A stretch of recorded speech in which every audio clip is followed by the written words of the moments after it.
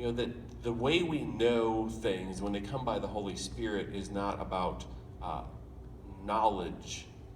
There are things that the Holy Spirit shows me, and I know what to do in a situation. If you ask me, well, how did you know how to do that? Could you show me how to do that? I don't know. I just knew what to do right there.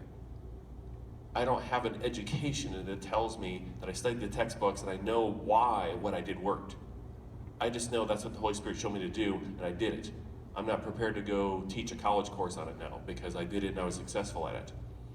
There are things that and the reason is that the Holy Spirit, you are connected by the Spirit.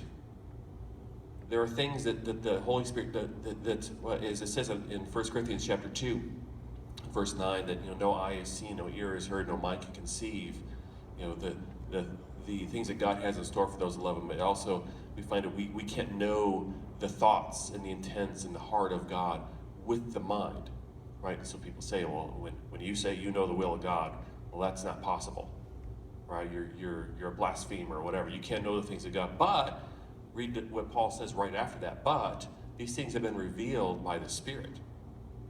So while that's still technically correct, with your mind, you still don't know the thoughts and the intents and the heart of God.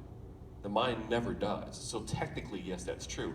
But once I became born again, the Spirit of God is inside of me, and the Spirit in me does. And it goes back to this whole matter of understanding that we are created as a spirit being, and spirit is the highest level of who we are. We think that because I didn't understand it with my little human brain, that means I didn't understand it. We equate what I understood with my human mind as that's what I understand. But if we will use that mind to understand that there's a higher level, that is the Spirit, and that there are things I know and can comprehend and understand in the Spirit that it may never even register in my natural mind what that is. So we think because I didn't know it in my natural mind, I don't know it.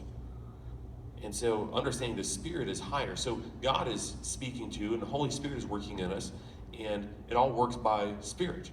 So there'll be things, as it says here in 1 John, there'll be things that I know that nobody had to teach me because I didn't learn it in the natural. It's something I discerned in the Spirit. And sometimes those things are now permanent parts of it. Sometimes they're not. They were things I just needed to know for that moment, and I couldn't explain it again. But the Spirit speaks to us. Now let's go back over to John 14.